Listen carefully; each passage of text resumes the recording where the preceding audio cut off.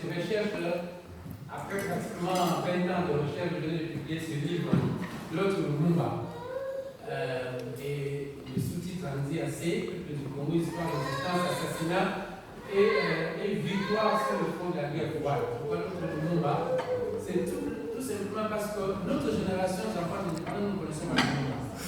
Et on ne nous a pas trop raconté sur le Lumumba. Or, actuellement, avec beaucoup de services secrets qui commencent à disclose beaucoup de règles, comment vous pensez un peu plus qu'est-ce qui s'est passé, comment cela s'est-il passé? Notamment ici, je mets beaucoup de pages sur l'assassinat, par exemple, du secrétaire général d'Agabas John. Pour la première fois, j'ai eu à interviewer l'ami du pilote qui avait tiré sur l'avion du secrétaire général. Et il m'a donné des photos, des précisions, comment est-ce que cette chose-là est arrivée et pourquoi est-ce qu'ils en voulaient vraiment au secrétaire général. Donc ça fait beaucoup d'informations, mais comme je dis, c'est vraiment pour combler une vie peut-être personnelle aussi, mais le vide de toute une génération.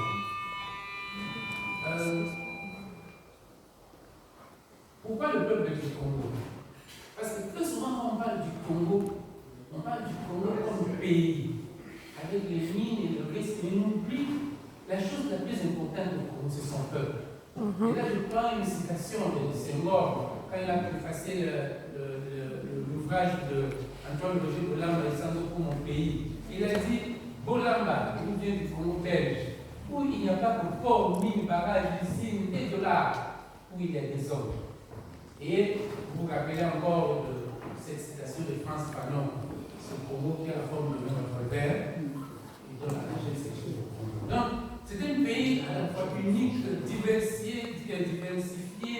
C'est le seul pays au monde où nous avons 9 pays frontaliers, mais c'est aussi, ce pays-là a été pendant longtemps la ligne de front de la guerre froide. Pourquoi j'ai écrit Peuple du Congo? Le dernier livre sur l'histoire du Congo est écrit par un ami à moi, belge, David Van Riebeeck, Congo et l'histoire. Qu'est-ce qu'il a fait, David Van Riebeeck? Il a interviewé toute cette histoire vivante du Congo. Mais ce qui est intéressant, c'est la traduction anglaise. Avec les mots, regardez comment on traduit ça. Donc là, c'est Congo et l'histoire, mais en anglais, on traduit Congo, des history of a people, peuple du Congo. Et c'est comme ça que moi aussi, j'adopte ça. Ça aussi, c'était un livre d'un autre ami qui a travaillé dans Daily Telegraph. Daily Telegraph, c'est le journal qui avait envoyé Henry Morton Stanley après avoir rencontré David Livingstone. Quand David Livingstone est décédé, sans avoir résolu le problème de la source du Nil, on renvoie Henry Morton Stanley. Henry Morton Stanley qui découvre que David Livingstone avait tort, il arrive à Nyangwe, il se pose des problèmes. Si je rentre à Londres, dire que, parce que David Livingstone pensait que c'était la Russie qui était la source du Nil, si je reviens et je vais dire ça, on ne va pas croire à moi. Et puis lui, Stanley, un petit bâtard du pays légal. Donc c'est comme ça qu'il fait cette décision-là de découvrir, d'explorer ce fleuve-là au sud duquel personne n'a fait d'information. Alors 100 ans après, cet ami ici qui était aussi journaliste dans Daily Telegraph, il a fait le même parcours que Stanley. Ce qui est intéressant, c'est qu'il compare ce que Stanley avait vu à ce moment-là avec l'égalité aujourd'hui. Donc ce sont de petits ouvrages très intéressants. Et ça c'est Robert Garetol, vous le connaissez sans doute, le Chilien qui était le responsable des droits de l'homme. Et il a dit une chose très importante, et c'est ça notre problème en tant que Congolais. Non pas seulement la plupart des fois, nous-mêmes nous connaissons pas le Congo, mais souvent lorsque les étrangers viennent au Congo, comme on a aujourd'hui avec la MONUSCO qui s'embrouille depuis 20 ans, c'est que les gens s'embrouillent. Et lui, il a fait 8 ans, il a travaillé pour 8 ans, mais le jour de son départ, il a fait 8 ans, il ne connaît même pas le Congo. Mais c'est type-là qui était en charge des droits de l'homme au Congo, effectivement, il dit la vérité. Mais il dit qu'il y a une réalité qu'il a découverte au Congo, c'est le Congolais qui est fier de son pays et qui veut que ce pays-là reste unique et indivisible. Et je prends quelques citations aussi, je vais vous en épargner. Je veux parler de la congolitude. Pourquoi la congolitude?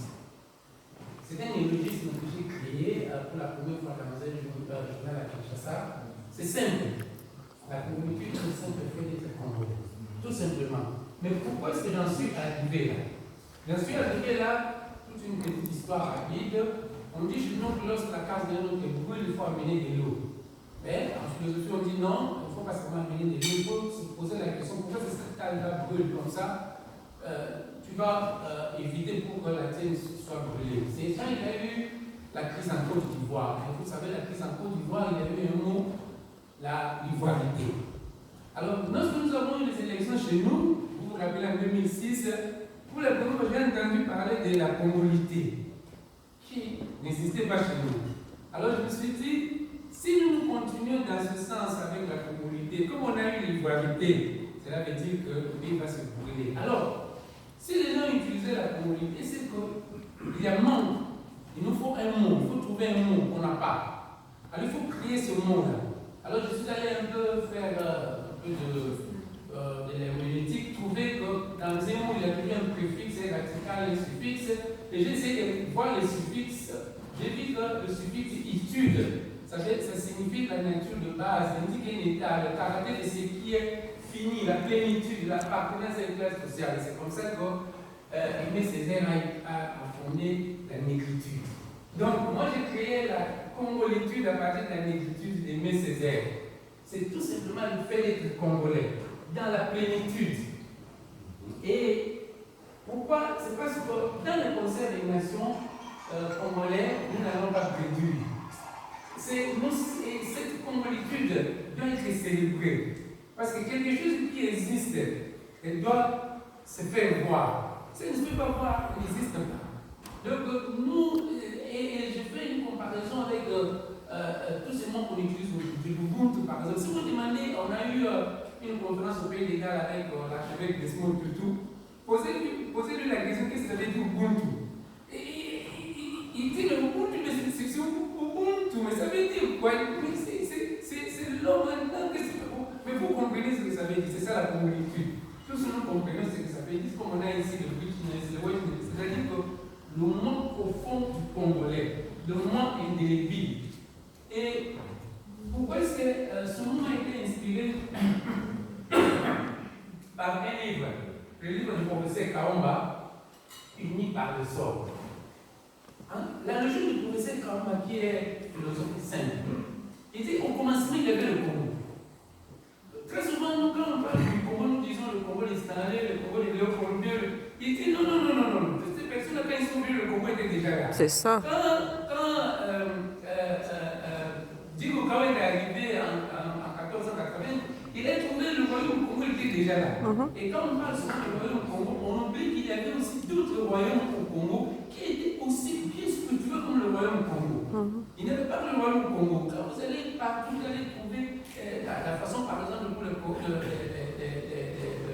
les chefs coutumiers de chez nous, la façon de pouvoir, vous allez vous étonner que c'était pratiquement la même chose. Donc, alors le professeur Kamba dit, il y a une réalité qui existe sur le Congo.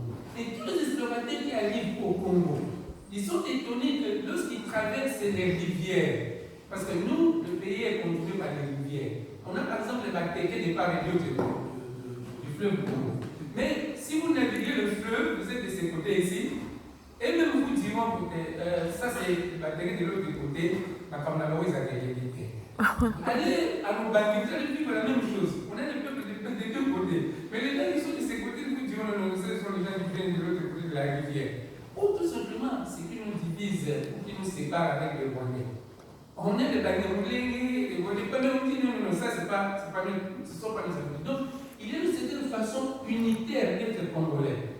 Donc, et cette façon unitaire, c'est depuis le temps des pharaons, avec l'os du Chango, avec le royaume Congo, avec les Diego Kao, avec la traite négrière, même à Berlin. Quand on va à Berlin, on a été le seul pays qui n'a pas été colonisé, entre guillemets, qui a été donné à une seule personne. Pourquoi? Donc, quand le père Persien écrit son livre de la philosophie Bantou, il parle c'est du Congo. Quand on crée l'université Louvagnon, et mon livre sur le monde, si vous analysez l'histoire de notre indépendance, là où ça donne l'histoire de l'indépendance du monde était, c'est le seul pays où lorsqu'il a été indépendant, nous avons eu des envoyés spéciaux de tous les grands pays du monde, même le pape, même les nations. Mais tous les autres pays, quand ils étaient indépendants, c'est une histoire de pays colonisateurs et les devenus. Mais chez nous, c'est devenu tout un problème. Donc, ça fait aussi partie de notre particularité. Alors, moi, je me dis, la communauté de ces trois, c'est le Congo du Big Bang. Le Congo du Big Bang devient un interdit mouvement. Parce que quand on parle du Big Bang, le Big Bang, c'est cette explosion à l'origine de l'humanité. Mais là, il y a un problème qui se pose. Est-ce qu'il y a eu d'abord une matière unique qui s'est explosée ou il y a eu l'explosion qui a fait que la matière devient unifiée? Et moi, je dis que le Congo, c'est tout ça à la fois. Le Congo, c'est un Congo uni dans toute sa diversité interne, mais c'est aussi l'inverse. Ce sont ces diversités externes apparentes, mais qui sont unies. Et je vais expliquer ça avec, j'appelle ça même le paradoxe congolais. Je vais expliquer ça comment? Je vais expliquer ça par la dernière étude qu'on a faite sur les peuples du Congo. Ça, ce sont nos langues, mais encore plus, c'est que ça, c'est la carte des tribus du Congo. Mais il y a une étude qui a été publiée il y a quelques années par le père Léon de Saint-Moulin. Le père Léon de Saint-Moulin divise le Congo en ces zones ethno-linguistiques. Mais qu'est-ce qui est intéressant dans cette étude où on divise le Congo en zones ethno-linguistiques, c'est que le père Léon de Saint-Moulin retrouve ce qu'il appelle les zones de cohabitation. Donc, à la fin, tu trouves que entre ce qui est divisé, c'est qu'en fait, il y a un maillon qui crée une chaîne. Donc, à la fin du tour, on fait un tour complet. Parce que tu es dans le Bandundu, le Bandundu, c'est entre le Bandundu de l'Équateur. Tu es dans l'Équateur, il y a des zones qui sont entre l'Équateur et la province orientale. Tu es dans la province orientale, il y a des zones qui sont à cheval avec le Kivu. Le Kivu et le Katanga, on ne sait pas qu'est-ce qui est Kivu, c'est le Katanga. Le Katanga et le deux Kasaï. Et tout ça, entre le Bandundu et le Bas-Congo, on va à pied. Donc, tout ça, ça tourne. Ça crée une unité. Donc, au lieu et c'est comme ça que nous revenons sur notre hymne national. C'est que le Congo, c'est un pays uni par le sort. Et ce sort-là est symbolisé par notre fleuve. Donc, quelques particularités, nous avons mangé le beignet ici. La façon de préparer le beignet de maman congolaise est différente avec tous les autres membres. En tout cas, le fumbo, les révoltes qu'on a connues. Même notre histoire d'indépendance, les Belges s'attendaient à tout, sauf que les Congolais qui étaient si divisés à Kinshasa arrivent à Bruxelles, 2 jours après, ils se retrouvent à la table et vont dire non, ils deviennent un front commun. Ils sont où ce front commun? Non, ils ont décidé que quand quelqu'un a pris une position, on ne la change pas. Donc, même lorsque on crée par exemple la chanson Indépendance Chacha, c'est une improvisation, on ne sait même pas jusqu'alors qui en est l'auteur. Mais c'est la chanson la plus célèbre qui symbolise même les indépendances africaines. Donc voilà un peu les particularités congolaises. Là je prends même tout ce que nous bouffons ici, nos chipois, et quand je suis allé à Kinshasa, j'ai créé un article à parler de Kinshasa, j'ai remarqué quelque chose de nouveau à Kinshasa, c'est la guerre entre la chinoiserie et la quinoiserie. On ne sait pas, c'est incroyable, l'usage de l'humour congolais en train de chosifier la chinoiserie qui prétend nous inventer. Et donc voilà un peu ce qui fait nos particularités congolaises. Donc, je fais certaines petites recommandations importantes. Nous devons, surtout pour nous et pour nos enfants, nous devons plus apprendre encore sur le Congo. Nous devons étudier le Congo. Nous devons network entre le Congo et ces pays-là où nous vivons. Parce que j'ai découvert en faisant des recherches ici, je vais montrer une carte que les connexions du Royaume-Uni, par exemple, historique avec le Congo, c'est incroyable. Rien que la ville de Londres ici, le nombre de personnes qui sont parties de Londres ici pour travailler au Congo, on parle du Unilever. Unilever, parmi la plus grande compagnie au monde. C'est Unilever. C'est le gars, Unilever, il est d'ici. Ils ont changé l'usage de la graisse animale à la graisse végétale. Et l'huile de palme, il fallait le Congo, donc c'est comme ça qu'ils avaient eu 1/10 du Congo pour exploiter l'huile de palme. Alors, parce que nous sommes dans la diaspora, je vais terminer par là, je dis, nous avons un problème. Si nous connaissons effectivement notre Congo, mais que si nous disons que nous devons connaître notre Congo, nous devons connaître ce Congo-là aussi dans ses limites. Parce que nous avons des limites, on ne peut pas dire qu'on est parfait. Et dans mon livre sur le monde, je vous démontre par exemple le conseil de Makazala a dit avant de mourir ici, Lumumba est mort. C'est à cause aussi de ses erreurs. J'ai voulu dire ceci, il a dit à Makazala, il avait vu des pierres comme Lumumba. Parce que ils avaient déjà traversé la rivière. Ils voient de l'autre côté des véhicules qui arrivent. J'ai voulu dire, et ils disent à Lumumba, nous, on veut que toi, l'idée qui doit continuer. Continue, nous, on va résoudre le problème de la femme et de l'enfant. Lumumba a dit, non, je veux les traverser pour aller les convaincre. Mais j'ai voulu dire, mais ces gens-là, tu vas les convaincre, on va t'arrêter. Donc, j'ai voulu dire, la vie a arrêté Lumumba comme ça.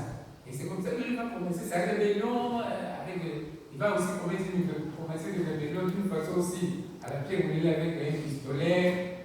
Commencer une telle rébellion. Bon, ben, nous sommes maintenant dans la diaspora.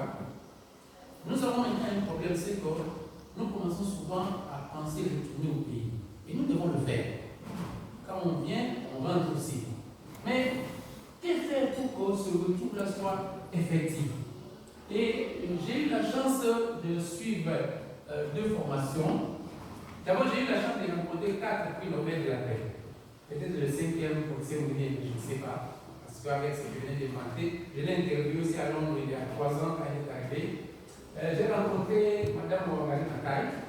Il m'a dit une chose, il m'a dit, Norbert, votre génération, c'est important. Il ne faut pas penser qu'il faut tuer des gens pour devenir célèbres. J'ai rencontré aussi Dr Mukwege. Dr Mukwege m'a dit, Norbert, je ne sais pas ce que je dois faire. J'ai pleuré, j'ai chanté, j'ai tout fait. Je ne sais plus ce que je dois faire pour que cette guerre-là s'arrête. Mais j'ai eu la chance de ma vie aussi de rencontrer Barack Obama. Et puis j'ai eu la chance aussi de rencontrer Desmond Tutu. Ah, il m'a dit beaucoup de bonnes choses, les 2 là. Et ce qui est intéressant, c'est qu'après ça, j'ai suivi 3 formations. La première formation est donnée par un homme de Chicago, qui est le gars qui avait formé Barack Obama. Il s'appelle Gregory Caruso. Son organisation s'appelle The Gamaliel Foundation. C'est un ancien prêtre de Jésus qui a défroqué et qui avait employé Barack Obama à Chicago. Alors, il crée un projet de change maker, c'est-à-dire que faire à ce qu'il puisse fabriquer d'autres Barack Obama. Parce que Barack Obama, c'est qui? Barack Obama, c'est le produit de la collision des cultures. Né d'un père kenyan, d'une mère blanche américaine, ayant vécu en Indonésie, dans un pays musulman, ça devient un peu de la Macédoine. Et quand il vient travailler dans ce projet des Noirs, Barack Obama a un problème identitaire.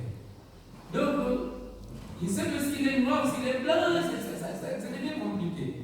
C'était le moment que Barack Obama a mis dans sa tête qu'il est noir, qu'il a repris son identité, qu'il écrit ce livre-là, The Dream of My Father, le rêve de mon père, qui s'identifie et il dit, bon, maintenant, moi je sais qui je suis. Qu'est-ce que je dois faire pour changer mon peuple? Et c'est comme ça que toute la philosophie de Barack Obama vient partir de là. Et la deuxième formation a été organisée par un organisme ici à Londres, Common Purpose, c'est le Diaspora Change Makers. C'est-à-dire quoi? Nous, on a quitté nos pays africains, nous sommes venus en Europe. Et cette dame-là, elle a créé une nouvelle théorie qui appelle le Cultural Intelligence. L'intelligence culturelle explique ceci. Il fait un petit triangle. Lorsque nous sommes enfants, okay, nous changeons, nous bougeons, nous déplaçons, mais dès qu'on dépasse les 50 ans, on commence à vouloir se souvenir, on commence à avoir la nostalgie de la terre natale, on commence à chercher à manger la nourriture du pays, on commence à penser à là où on est venu, comme ce que vous faites maintenant. Donc c'est très important. Et il dit, ça devient important pourquoi? Parce que maintenant, nous devons maintenant raisonner. Si nous devons un jour gagner au pays, qu'est-ce que nous allons amener? Comment est-ce que nous allons amener? C'est comme s'il a créé ce projet-là qui s'appelle le Diaspora Change Makers. Ce qu'on a appris ici, c'est qu'on a mis ensemble comment amener ça au pays, on m'a fait une certaine symbiose. Mais une dernière formation, elle a été organisée par la même équipe de Barack Obama avec certains organismes européens. C'était de démocratie camp. C'est-à-dire quoi? Très souvent, nous de la diaspora, nous oublions que nous sommes des moteurs de changement. Et ils ont montré avec les statistiques, que si toutes les personnes de la diaspora se mettaient à voter dans les pays où elles vivent, c'est leur volonté qui serait prise en compte. Et moi, j'ai fait les statistiques personnelles. J'ai au Royaume-Uni au moins 100 amis. Pendant les élections passées, j'ai appelé tous ces amis-là. Il n'y a que 2 qui sont allés voter. C'était derrière ce débat de quand est-ce que le vote a eu lieu? Il y a 2 jours.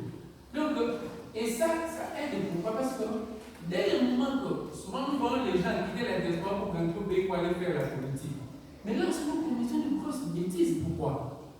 Parce que si tu veux aller au pays, aller jouer à l'équipe nationale de football, mais cela suppose que là où tu es dans la diaspora, si tu joues à l'équipe de football.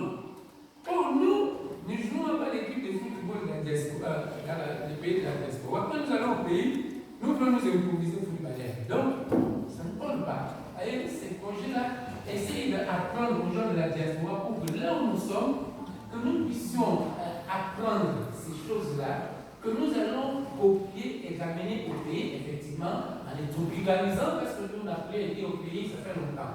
Et il y a un livre très intéressant écrit par un professeur de Cambridge, le Bac Samaritain. Le Bac Samaritain, il part sur un principe. Il dit, le Congo, en 1960, le niveau de vie du Congolais était 5 fois plus que le niveau de vie du Chinois, du Coréen, de tous ces pays-là. Mais aujourd'hui, qu'est-ce qui a fait qu'on a l'inverse? Il se pose la question, le croisement, le chiasme, où est-ce que les choses se sont brouillées? Et c'est important. Et maintenant, qu'est-ce que nous devons faire pour renverser les choses? J'ai montré par exemple le livre de Sami Tim Bonjour qui a fait le tour de Stanley, du Katanga jusqu'à Boma. Quand il arrive à l'étape de Kisangani, il rencontre un grec à Kisangani, un jeune homme grec qui est né à Kisangani. Ce jeune homme lui dit que quand ils sont nés à Kisangani dans les années 70, la punition que les parents leur donnaient, si on te dit que tu vas passer des vacances à Athènes, non, tu deviens possible. Parce qu'en 1970, aller passer, quitter Kisangani pour Athènes, c'était un enfer. Mais maintenant, le professeur se pose la question, qu'est-ce qui fait qu'aujourd'hui on vit l'inverse? Et, bien plus, qu'est-ce que nous devons faire pour rentrer dans cette situation-là? Là, je partage certaines petites expériences. Alain Dos, qui est l'actuel responsable de la Fondation Kofi Annan, il est de Cardiff, là où le bébé était là depuis pendant 10 ans. Après son comité au Congo, il est venu. Alain Dos était le premier envoyé spécial du secrétaire général des Nations Unies en Chine après l'ère Mao. Et quand il est arrivé en Chine, la Chine c'était la Chine communiste de cette époque-là. Alors il a amené un seul message aux Chine. Il dit voilà, le monde est en train d'avancer sans vous. Vous avez le choix de soit de le suivre ou de rester. Maintenant, ce qu'on fera, c'est qu'on accorde des bourses d'études aux enfants intelligents, aller dans la diaspora. Mais à une condition, c'est ça, c'est que nous devons retenir. Quand vous rentrez, il ne faut pas rentrer seul. Parce que si vous rentrez seul, tu vas avaler les gobelets. Il faut rentrer en paquet. Et quand vous rentrez en paquet pour réunir, vous planifiez. Vous devez planifier pour savoir, maintenant que nous sommes rentrés, qu'est-ce que nous allons faire? Et c'est cette génération-là qui, des années 76, 77, était sortie, qui était rentrée, qui a trouvé que, avec la population chinoise, qu'est-ce qu'il fallait faire? Il fallait tout simplement diminuer les taxes sur les entreprises. Et avec la main-d'œuvre, beaucoup d'entreprises d'Occident vont se délocaliser. C'est ce qui a fait la Chine. Donc nous aussi, c'est la même chose. Et souvent, nous commettons cette bêtise-là. Moi, j'étais au Congo, j'ai vu revenir la diaspora avec Musée Laurent Désiré Kabila. Vous savez ce que disait Musée Laurent Désiré Kabila avec sa diaspora. C'est le fameux conglomérat des aventuriers. Mais ce n'est pas encore fini. On a vu maintenant que le pouvoir venait de changer. Beaucoup de nos amis sont rentrés. Mais ils sont rentrés comment? Ils sont rentrés aussi, chacun à 50 ans. Donc, non, c'est chez nous, on va comme ça. Mais si tu vas comme ça, sans avoir planifié les choses, Et je prends un exemple tout à fait banal. Dans les années 60 jusqu'à 70, on a eu le Belgicain. Hein? Mais le Belgicain, nous ici à la Grande-Bretagne, nous sommes connus avec nos combattants. Et la plus grande chose des combattants qu'on a fait, c'est qu'on a intégré des musiques. On n'a pas les musiques qui viennent du pays. Mais entre-temps, on n'a pas créé une orchestre ici pour remplacer ce vide-là. Mais quand les Belgicains étaient en Belgique, qu'est-ce qu'ils ont fait? Ils ont créé des orchestres, des yéyés nationales et puis Los Niquelos, qui avaient fait des compositions, je crois, alors qu'ils étaient des étudiants. Donc ces gens-là, quand ils rentrent au pays, ils pouvaient faire quelque chose. Donc nous, aujourd'hui, en fait, nous sommes dans un vide que nous n'arrivons pas encore à combler. Et je prends l'exemple de la diaspora éthiopienne. La diaspora éthiopienne, vers les années 90, chez nous, je me souviens quelque chose, si on veut t'insulter, si vous voulez dire que dans la maison, vous n'avez pas mangé, vous dites, ah, voilà, c'est de l'Éthiopie. Mais regardez ce qui s'est passé avec cette diaspora.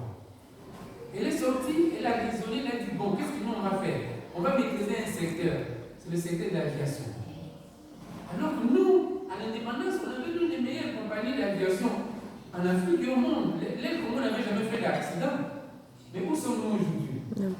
Regardez là, j'ai fait la cinématographie et j'étais tout étonné. J'ai fait mon mémoire sur le cinéma congolais pour raisonner comment réaliser le cinéma congolais. Pourquoi? Parce qu'en Afrique, moi, c'était le Congo qui était le premier pays à avoir commencé à faire le cinéma en 1935. Avec les pères qui avaient envoyé un père aller apprendre le cinéma à Hollywood.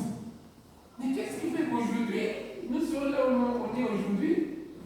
Et je vais partager avec vous quelque chose que un ami, un médecin, le docteur Florent Koum, est venu de Dubaï, et il m'a acheté un livre.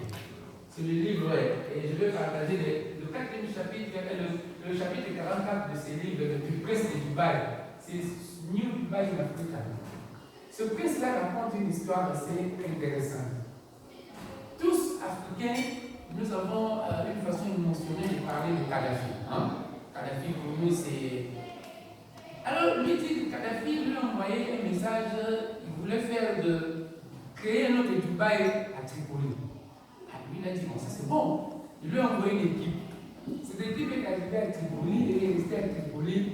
Cette équipe-là est rentrée à Dubaï et dit au prince, non, mais ces gars, ils étaient aventurés. Il s'est mis sur une table là pour nous impressionner comme s'il sait utiliser l'ordinateur, alors qu'il ne sait même pas utiliser l'ordinateur. Et puis il n'a même pas de vision, c'est-à-dire qu'il ne sait même pas qu'est-ce qu'il veut. Non. Le prince a dit, non, peut-être que ces gens-là, on raconte ça. Lui-même est allé à Tripoli. Mais il va passer du cadre là à Tripoli, il a compris que la seule personne qu'il a trouvé à Tripoli qui a pris le vision, c'était le fils de Kadhafi. Qui posait justement la question, il dit, nous sommes dans un système avec mon père, nous ne savons même pas quel est le régime politique que nous suivons. C'est mon père qui s'est réveillé un matin, qui dit ceci, tout le monde, mais on ne peut pas diriger un pays comme ça. Donc, et ça, ce sont des leçons que nous devons tirer, parce que nous avons souvent cette façon épidermique d'aimer le pays, de dire nous allons changer le pays, mais est-ce que nous le planifions vraiment comme une diaspora? Rappelez-vous cette phrase de France Fanon, c'est votre génération, hein? Beaucoup de notre génération, nous ne l'avons pas lu. Chaque génération doit, dans une législative opacité, découvrir sa mission, la remplir ou la trahir. Donc, qu'est-ce qu'il faut faire pour rentrer? Il faut éviter le hasard. Les miracles des pasteurs ne sont pas les miracles qui arrivent tous les jours. Et surtout en matière de développement, en matière de changement de population, le miracle n'arrive peut-être qu'une fois par génération. Et moi je dis, avec toutes les formations qu'on a eues, une chose aussi qui nous manque souvent, si vous décidez effectivement d'aller, essayez de trouver un Godfather. Qu'est-ce que j'appelle Godfather? Rappelez-vous la guerre de Libye. Je me suis toujours posé la question à Antoine Lévy, le français. Qui était-il pour arriver à la rébellion et prendre le téléphone, appeler le président Sarkozy, et pour que Sarkozy puisse se mettre en route pour bombarder la Libye? Mais si on peut trouver des gens comme ça, donc on peut aussi en trouver dans le positif, dans le sens inverse. Donc, trouvez aussi des modèles. Je vous ai parlé des modèles de Barack Obama, je vais vous parler du modèle du prince de Dubaï, mais il y a aussi par exemple le modèle de missionnaires catholiques ou de médecins.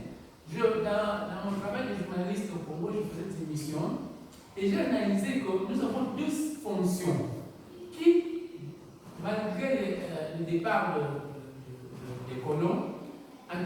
fait tout de même honneur. On est les prêtres catholiques, c'est-à-dire quoi? C'est-à-dire que vous prenez un prêtre catholique aujourd'hui qui n'est jamais venu en Europe, qui a été éduqué dans un petit séminaire à Soumalé, ça qui a fait le grand séminaire à, je ne sais pas, à Montparo. Ce type-là, il a été en Europe demain, il monte à l'antenne, il dit des messes. Sauf que s'il y a un problème de langue, il va s'adapter. Mais il va dire la messe textuellement, il va écouter les confessions. Non, non, c'est des médecins. Un médecin congolais qui arrive à l'étranger, dans l'avion, quelqu'un tombe en septembre, il sait diagnostiquer et prendre le bistouri, faire son travail.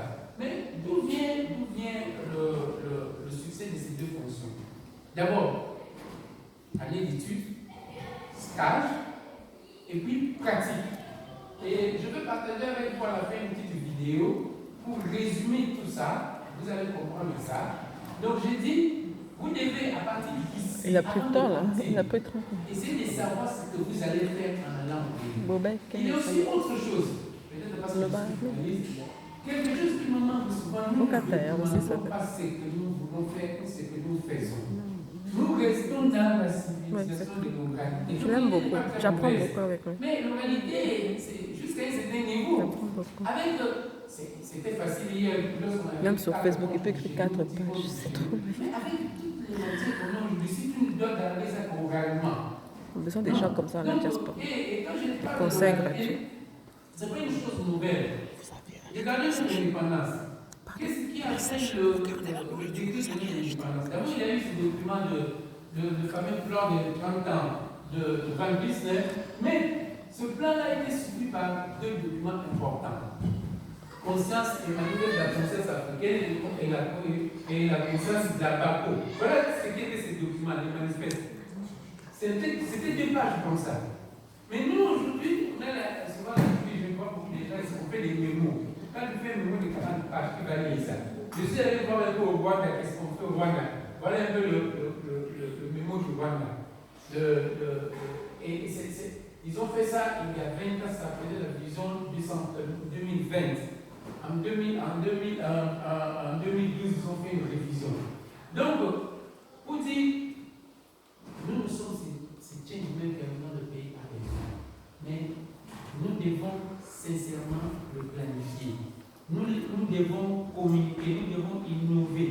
Nous devons parfois ne pas oublier parce que j'ai vu un ami qui a fait à la physique nucléaire, qui voulait aller à Kinshasa refaire de la physique nucléaire. Alors les gens qui vont travailler avec nous n'ont rien à manger. Commençons parfois par les choses les plus basiques, comme on dit. Ça, c'est le livre de ce prince, très intéressant à lire, notamment ce qu'il écrit sur, il dit, beaucoup de livres